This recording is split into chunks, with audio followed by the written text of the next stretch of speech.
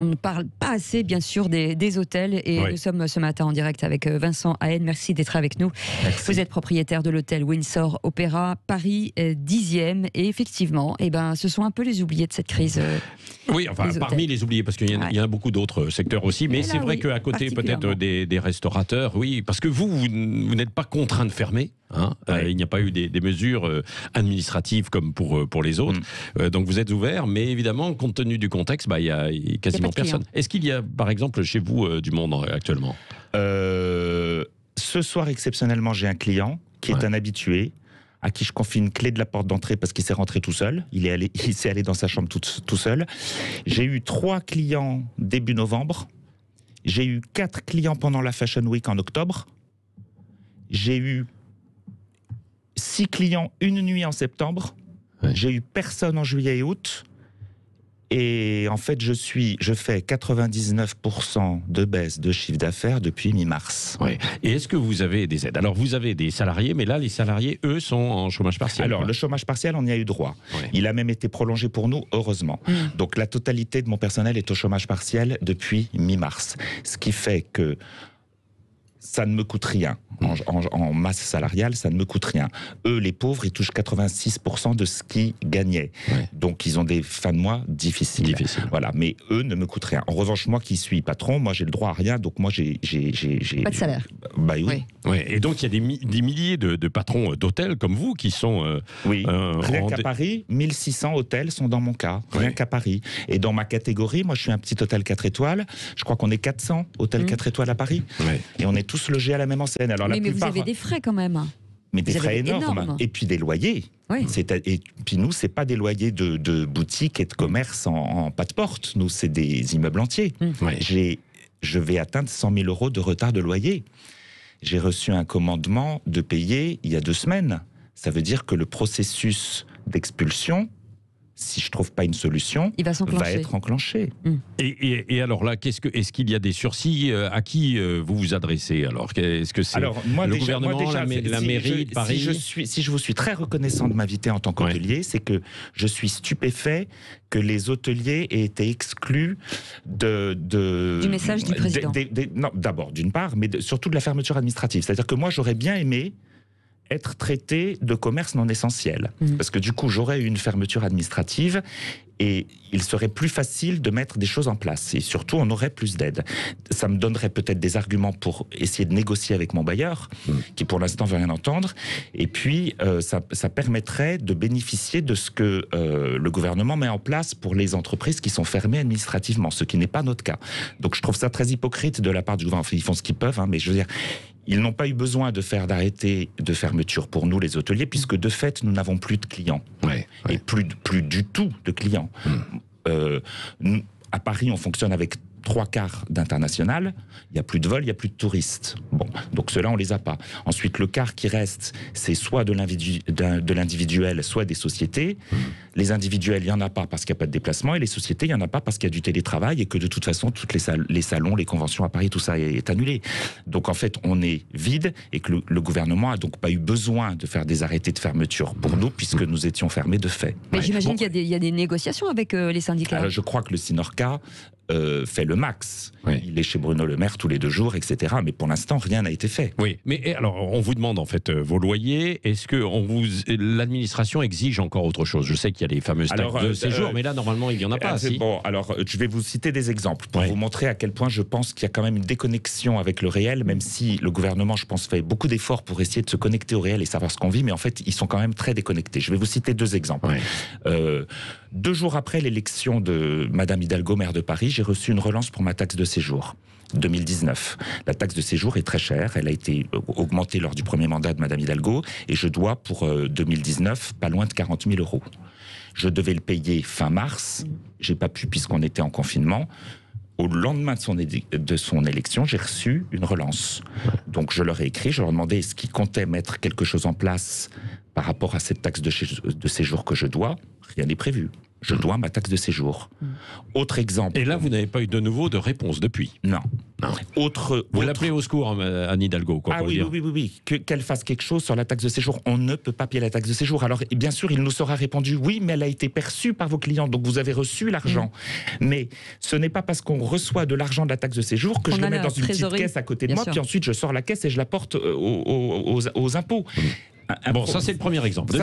Deuxième exemple, j'ai une visite de sécurité de la préfecture de police en décembre. Alors, elle était prévue depuis 2019. On a des visites de la préfecture régulièrement pour vérifier qu'on soit en règle au niveau de l'alarme incendie, de l'ascenseur, des extincteurs, de tout ça. Visite de sécurité. Elle était prévue en 2019. Là, ils me l'ont faite pour le 9 décembre 2020. Alors, je leur ai dit, pardon, mais j'ai pas pu avoir mes maintenances pendant toute l'année parce qu'on était en confinement. Ça fait 10 mois que j'ai pas de clients. Est-ce qu'on peut pas la reporter ? Il dit, ah mais oui, mais vous n'avez pas d'arrêté de fermeture, donc vous devez être aux normes pour recevoir du public. Ouais. Donc là, ça fait 10 jours que je cours après toutes mes maintenances, que je repaye toutes mes maintenances, que je fais ma révision quinquennale d'ascenseur, que je vérifie mon système de sécurité. Parce que le 9 décembre, j'ai tout l'aréopage de la préfecture de police qui est là pour vérifier que je sois bien aux normes. Et comment faites-vous ? Parce qu'on voit qu'il y a beaucoup d'hôtels qui sont quand même, il n'y a pas d'arrêté de fermeture, mais qui sont barricadés pour éviter en fait des problèmes, alors, et notamment moi, si des cambriolages. J'avais pu me barricader, je l'aurais fait. Mais il se trouve que mon hôtel Windsor, a une énorme verrière en porte d'entrée, donc techniquement, on n'arrive pas à poser une palissade. Donc, et c'est encore des frais, surtout. Et oui, c'est des frais, mais ça, si je paye 5 000 € de palissade et puis que je peux rester chez moi, je préfère. Mais je n'ai pas pu, et donc depuis mi-mars, je vis en camping dans mon hôtel. Alors les gens qui ont du mal à se mettre à ma place me disent, mais c'est super, t'as un hôtel pour toi tout seul, c'est le grand luxe et tout. En fait, c'est Shining. Je suis parti avec un baluchon. J'ai sur moi la seule veste que j'ai pris en urgence chez moi mi-mars. Et je vis dans une chambre de mon hôtel au rez-de-chaussée, porte grande ouverte pour si jamais il y a un cambriolage, l'entendre. Parce qu'un hôtel n'a pas de rideau de fer. Un hôtel, il a la vocation à être ouvert 24/24. Bien sûr. Donc, d'un coup d'épaule, on peut rentrer dedans. Comment vous voyez là, les semaines qui viennent et les mois qui viennent, votre avenir, Vincent Rennes ? Alors, je suis très pessimiste parce que alors je suis solidaire avec les restaurants et les bars qui souffrent énormément, mais je me dis que d'abord, ils ont un peu travaillé cet été, et certains d'entre eux ont même très bien travaillé pour ceux qui avaient la chance d'avoir des grandes terrasses. Vrai, ils le reconnaissent. Même pendant le couvre-feu, ils se sont mis à servir des dîners plus tôt, et donc ils ont fait des petits chiffres d'affaires. Même encore maintenant, ils font des petites miettes de chiffres pour ceux qui arrivent à faire de la vente à emporter, même si ça remplit pas le... Mais quand ils rouvriront, enfin, mi-janvier, on l'espère, ils auront immédiatement une clientèle de quartier qui reviendra. Ils ont une clientèle de proximité. Et donc, ça redémarrera. Et donc, petit à petit, ils peuvent se remplir d'espoir et se dire ça va repartir. Mais nous... Quand vous entendez Air France qui dit que le retour à la normale ne se fera qu'en 2024... Qu'est-ce qu'on va faire ? C'est-à-dire que même si Macron était ultra-libéral et se fichait complètement du Covid et disait on ouvre les vannes et puis ceux qui tombent malades tomberont malades et puis on arrête tout et puis voyager et puis machin, etc. Je suis tributaire de ce qui se passe à l'international. Quand est-ce que les étrangers reviendront ? Et ça, pour nous, c'est terrible. Les salons sont déjà en train de s'annuler pour le printemps, tous. On sait qu'il n'y a pas le salon de l'agriculture en février. Les salons du printemps, est-ce qu'en juin prochain, on aura de nouveau la Fashion Week, le prêt-à-porter, tous ces trucs-là ? Est-ce que l'aéronautique va avoir lieu ? Donc je ne sais pas combien de temps ça va prendre pour nous. Est-ce qu'il peut y avoir des promotions pour que les gens bougent un petit peu et viennent par exemple dans les hôtels, des séjours à Paris? Alors c'est la question qu'on m'a posée à CNews hier. On m'a dit, alors les clients ont peur qu'avec la réouverture, du coup les prix augmentent. Alors la loi du marché fait que quand il n'y a pas de clients, les prix n'augmentent pas. Donc déjà, je rassure vos auditeurs, on manque de clients. Donc les hôtels ne vont pas augmenter leurs prix. Ils vont même plutôt les baisser. Donc au contraire, on ne peut que les encourager. Là. Allez-y, profitez justement de ça. C'est une mesure de soutien. Les hôtels vont faire des prix bas parce qu'ils veulent avoir des clients. Pour l'instant, il y en a zéro des clients. Donc même si je donnais de l'argent aux gens pour qu'ils viennent, ils ne viendraient pas. Donc, alors qu'il y a toute la sécurité sanitaire qui est assurée. Je veux dire, puis alors le 9 décembre, qu'une fois que la préfecture de police sera passée chez moi, puis ce matin, j'ai même déclenché mon alarme à 7h du matin en oubliant mon grille-pain. Donc chez moi, ça marche. Vous pouvez durer, ça peut durer combien de temps ? C'est-à-dire qu'il vous reste combien de temps devant vous ? Moi, en fait, je suis déjà fichu, en fait. Ma trésorerie, j'ai commencé le confinement, j'avais 250 000 € de trésorerie. Donc j'étais plutôt bien loti, malgré un premier trimestre dégueulasse à cause des grèves sur les retraites. J'avais fait un très mauvais premier trimestre et j'avais mal fini l'année. Mais enfin, pour autant, j'avais encore un petit peu de trésorerie. Mais ça y est, j'en ai plus du tout. J'ai à peu près 10 000 € de charges fixes par mois. L'énergie, l'eau, les trucs comme ça, enfin les assurances, les machins, les bidules. J'ai 10 000 € de loyer par mois aussi. Parce que oui, vous n'êtes pas propriétaire des murs ou du fond quand même. Je suis propriétaire de l'hôtel, mais j'ai un bail. Donc je ne suis pas propriétaire de l'immeuble. Comme beaucoup d'hôtels. Beaucoup d'hôtels. Alors c'est sûr que les hôtels qui sont en train d'acheter leurs murs et qui fonctionnent par voie d'emprunt, ils ont des reports d'emprunt. Alors ce qui aurait été bien, c'est qu'on réussisse, que les bailleurs acceptent que les loyers soient décalés en le temps. Du coup, il y a une parenthèse enchantée pendant laquelle ils ne perçoivent pas les loyers. Mais ils ne sont pas d'accord. Et puis les bailleurs, ils veulent leur loyer. Vincent Haine, restez avec nous. Il y a des appels au 0826 300 300. Qui est en ligne d'abord? C'est Romain. C'est Romain qui est avec nous. Romain, gérant de bar café, lui. Bonjour Romain. Oui, bonjour. Bonjour Romain. Bon, vous avez entendu la position, en fait, les hôtels, chacun évidemment connaît des situations effectivement extrêmement difficiles. C'est peut-être encore pire pour eux. Et vous, café-bar, parce qu'il n'y a pas trop de perspectives non plus. Alors moi je suis brasserie, donc café-bar brasserie. J'ai la chance d'avoir ce côté-là entre guillemets, bien évidemment. Je suis fermé depuis moins longtemps. Nous c'est vrai que contrairement aux hôteliers et aux traiteurs qui font partie de notre on va dire groupement professionnel, c'est-à-dire c'est le CHR, on regroupe souvent les traiteurs.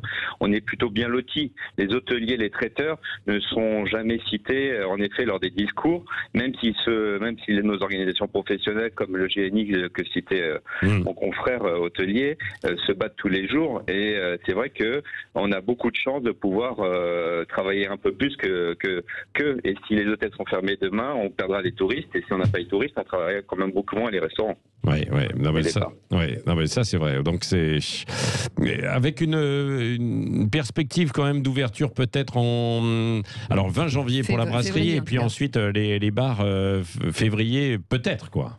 Ce qui aurait été déjà possible de faire plus tôt, ça aurait été peut-être d'ouvrir que la partie restaurant, qui nous laisse servir à manger à nos clients le midi, qui nous interdisent toute limonade, qui mettent un couvre-feu. Parce que dans nos établissements, on respecte le protocole sanitaire comme dans les cantines scolaires qui sont ouvertes, comme les cantines d'entreprise, comme les restaurants traitiers, on a les mêmes protocoles. Et donc si on avait fait que à manger, on aurait pu très bien travailler et peut-être amortir un peu les charges fixes. Parce que ce que j'entends beaucoup, on parle de 20% du chiffre d'affaires là pour le mois en décembre qu'on touchera, c'est 20% du mois de décembre, c'est pas 20% de l'année. J'entends des confrères qui m'appellent en disant 20% de l'année. Non, on va toucher, on va avoir une aide à peu près potable que pour le mois de décembre. Que pour le mois de décembre. Je pensais que c'était éventuellement mois par mois ou sur l'année, quoi. Non, c'est que pour le mois de décembre, on va toucher une aide. Avant, c'est le fonds de solidarité pour certains, en sachant qu'on avait des seuils, donc tout le monde ne pouvait pas y profiter. Après, au mois de novembre, on a un nouveau seuil qui était de 10 000 €. Tout le monde en profitera plus ou moins, celui-ci par contre. Mais contrairement à ce qui a été annoncé, c'est sûr qu'au premier confinement, on n'a pas été aidé du tout. On a eu des dettes, c'est pas des aides. Les dettes, c'est pas des aides, encore une fois. Ça, je comprends pas. Les loyers, tout ce qu'on parle, il n'y a pas de décret. Donc, quand il n'y a pas de décret, il n'y a pas d'application. Donc, l'exonération de charges, actuellement, les fiches de paye, on peut pas les faire comme il faudrait faire parce qu'ils nous disent qu'on est exonéré de charges, mais il n'y a pas de décret. Donc, il n'y a pas d'exonération de charges. Alors qu'on en parle depuis quoi? Un mois maintenant. Les congés payés qui se cumulent, c'est toujours pas résolu. Les loyers, on parle d'un crédit d'impôt depuis plusieurs semaines, il n'y a toujours pas de décret et c'est pas rétroactif alors qu'on était fermé 3 mois au premier confinement. Là, on va être fermé encore 3 mois et ça sera pas rétroactif sur novembre peut-être ou octobre, je veux dire. Au bout d'un moment, il faudrait qu'on pense que ça va faire 6 mois que les restaurants, bars, discothèques vont encore plus pour eux, sont fermés et on parle que de mesures pour 1/12 de l'année 2020. 1/12. Non mais c'est vrai, c'est dur. Merci Romain. Il y a Delphine qui est avec nous aussi, gérante de 2 hôtels comme Vincent Haine. Donc bonjour Delphine. Bonjour à vous. Bon alors on a entendu le témoignage de Vincent qui nous racontait que c'était terrible donc pour ce qu'il vivait avec son hôtel. Et vous alors? Alors, je suis exactement dans la même situation que Vincent. Je le remercie pour le témoignage qui a été complet. Ouais. Donc, c'est vrai que depuis le mois de mars, nous sommes complètement à l'agonie. Nous n'avons pas de clients et nous avons été exclus de la fermeture administrative. Donc, ça nous écarte de toutes les aides. Pareil, de tous les recours qu'on pourrait avoir auprès de nos assurances. Je tiens à le confirmer, nos assurances nous lâchent complètement. On ne peut pas demander la perte d'exploitation parce qu'on n'a pas d'arrêté de fermeture. Donc, en fait, c'est le chat qui se mord la queue. Depuis donc des mois, on essaie de se battre. C'est un peu le pot de fer contre le pot de terre contre le pot de fer, et on se sent complètement abandonné. Alors, d'autant plus lorsqu'on entend que dans l'allocution du président de la République, on ne prononce aucune fois le mot hôtel. C'est vrai que là, on est dans une situation où on arrive vraiment mal à comprendre. On est des affaires pour la plupart familiales sur Paris, on sommes des indépendants. En fait, c'est quoi? Ils veulent faire mourir l'hôtellerie indépendante familiale et laisser les grandes chaînes, et laisser les grandes chaînes qui ont quand même du mal aussi, mais bon. Bien évidemment, c'est tout le secteur. Mais c'est vrai qu'en tant qu'hôtelier indépendant, on a des équipes. Vincent a parlé aussi de ces équipes parce que nos équipes sont proches de nous. On est des petites hôtelleries familiales. On a l'impression d'être complètement abandonnés. Donc, on est des chefs d'entreprise. On a envie de sauver nos hôtels et là vraiment on se sent complètement abandonné. On a beau se battre avec les syndicats, moi je fais partie du GNI, on se bat énormément depuis des mois et des mois, je tiens aussi à le souligner. Depuis mars on essaie vraiment de se battre, mais à croire que vraiment l'État ne prend pas en compte les hôtels. Les hôtels, et pour eux c'est de fait que voilà, on est ouvert et basta. Oui, merci de votre témoignage, Delphine. Et effectivement, donc c'est valable sur tout le territoire. Alors, il y a eu des régions touristiques qui ont bénéficié un petit peu plus de touristes. Oui, Vincent, pendant l'été, mais bon, les hôtels ont vivoté en province. Oui, c'est vrai. Et je pense que les gens avaient besoin de partir au vert. Donc, et puis, mais il y en a qui vont repartir là peut-être. Mais bon, ça va vivoter comme vous dites. Oui. Mais à Paris, je pense que le plus gros impact est à Paris. Oui, c'est vrai, c'est possible. Et puis ou alors peut-être aussi quelques villes touristiques comme Nice, etc. Même s'il peut y avoir. Parce qu'il y a pas d'étrangers en contact avec des hôteliers en province et notamment un hôtel à Nice. Et même pendant l'été, c'était pas bon. Non, mais c'est vrai. Merci de votre témoignage. Merci beaucoup bon courage. Non, mais bon courage à vous, évidemment. On viendra, et on va suivre tout ça. Dans un instant.